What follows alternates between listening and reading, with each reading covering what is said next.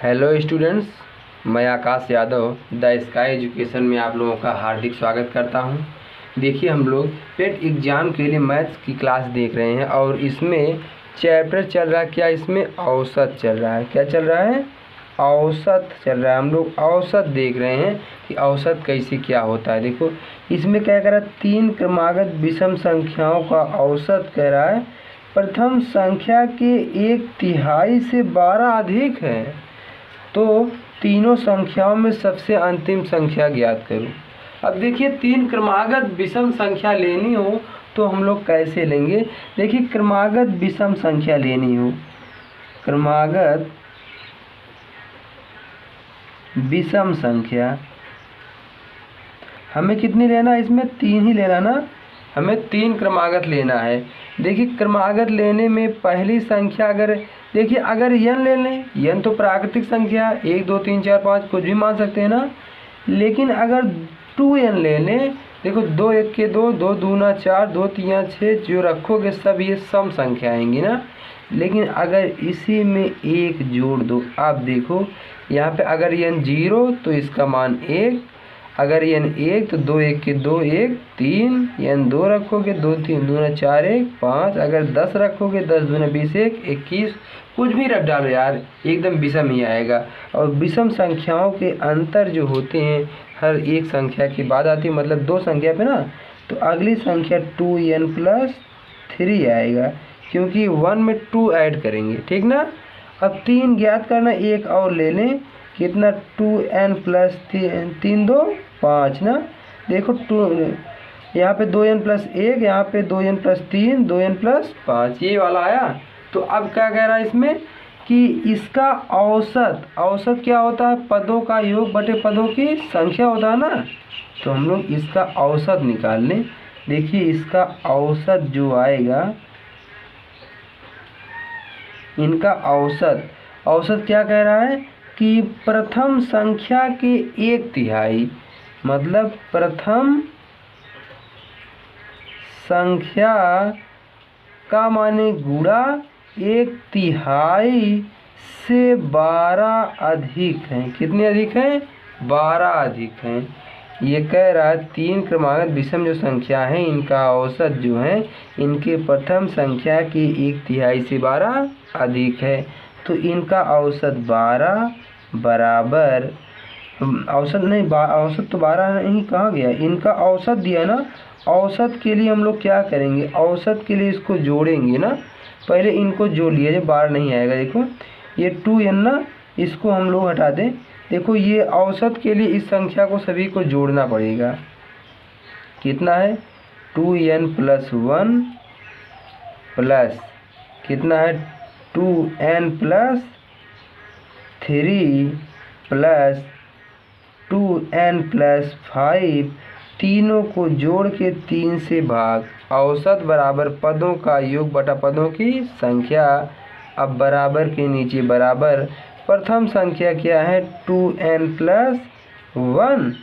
अब देखो गुणे इसका 1/3 ना, प्लस 12। अब देखो हम लोग जोड़ लिया जब बड़े आसानी से, 2 2 4 2 6n+5 3 8 1 9/3 बराबर, देखो इसका बटा ये है ही, इसका बटा कुछ नहीं तो 1 मान लें।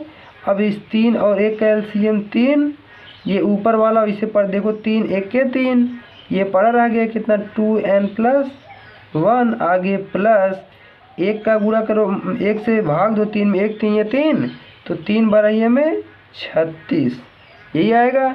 नीचे वाला कट गया तो ये बचा। अब देखो क्या बचे यहाँ पे, 6n बराबर, देखो कितना, 2n प्लस 36 1 37।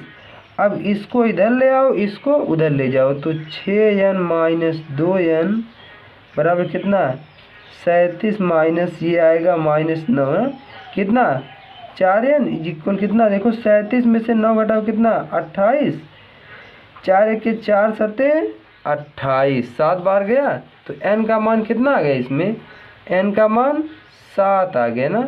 तो अब देखो इसमें पूछा क्या है इस प्रश्न में मेरा क्या पूछा, इसमें कह रहा है तीनों संख्याओं में सबसे अंतिम संख्या ज्ञात करो। तीनों में सबसे अंतिम संख्या ज्ञात करना है।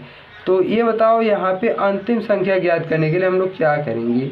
देखो यहाँ पे प्रथम संख्या ये, द्वितीय संख्या ये और तृतीय संख्या ये, अंतिम संख्या 2n+5 यही है। तो अंतिम संख्या हम लोग निकालेंगे। अंतिम संख्या बराबर कितना, 2n+5 इक्वल 2 गुणे कितना 7 + 5, 2 7 14 5 19 आया। अंतिम संख्या कितनी आई, 19 आई।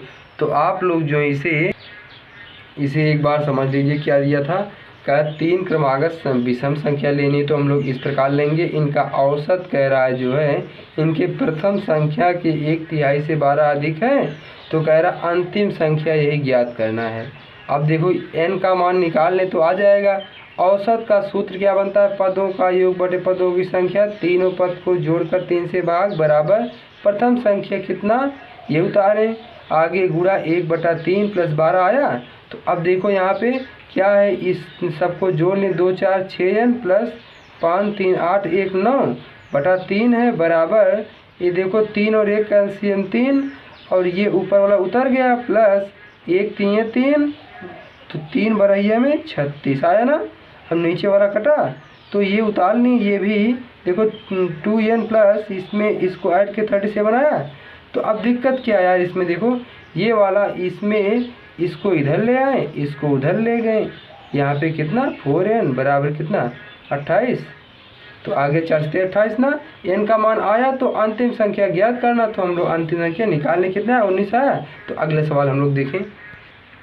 देखिए इसमें क्या दिया है, क्या कह रहा है इसमें, एक व्यक्ति का प्रथम 5 माह का औसत व्यय 5000 रुपया है और अगले 7 माह का औसत व्यय 2300 रुपया है, तो उसका औसत मासिक व्यय मतलब 1 महीने का खर्च ज्ञात कीजिए।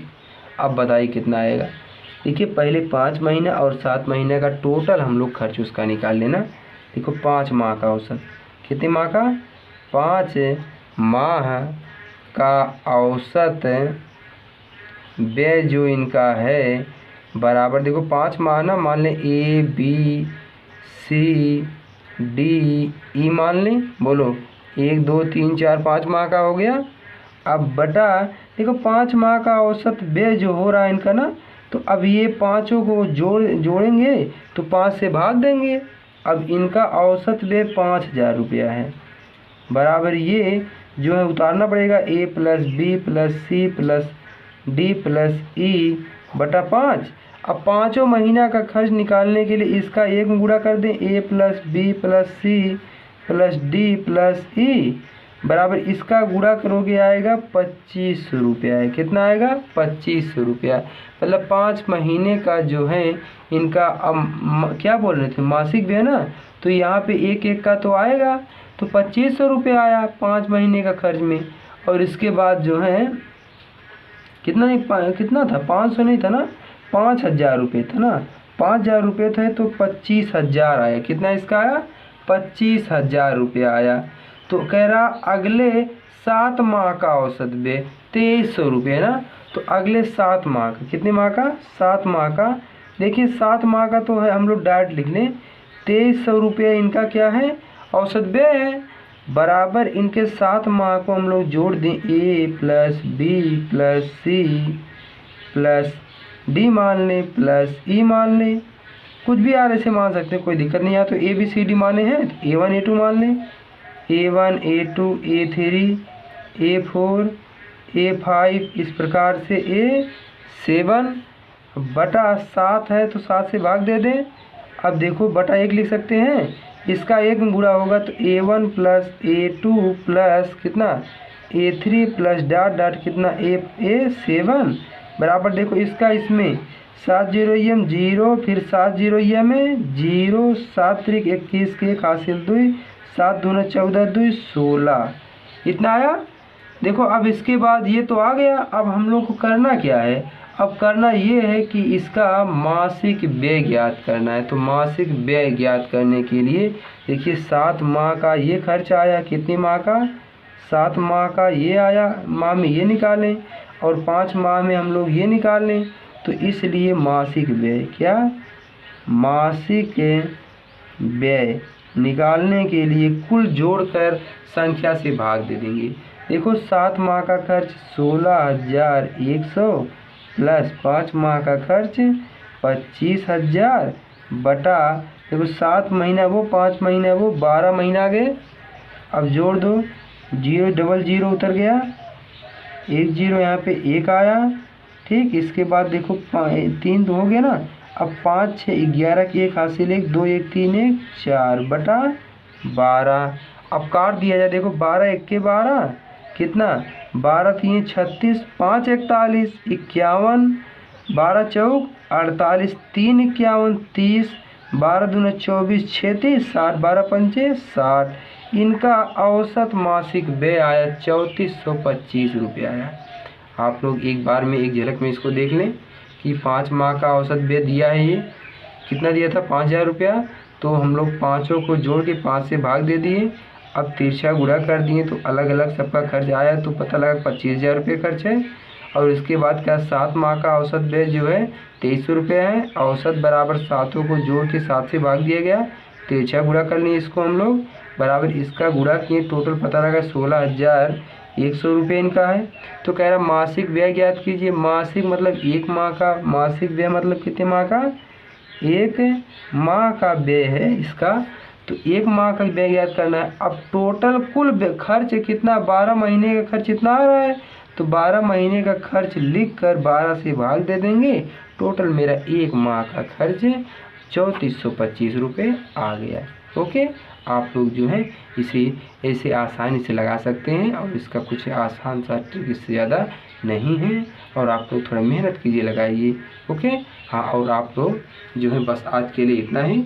और चैनल को थोड़ा लाइक शेयर करना ना भूलें और सब्सक्राइब तो पहला काम आप लोगों का। ओके, बस आज के लिए इतना ही। Thank you.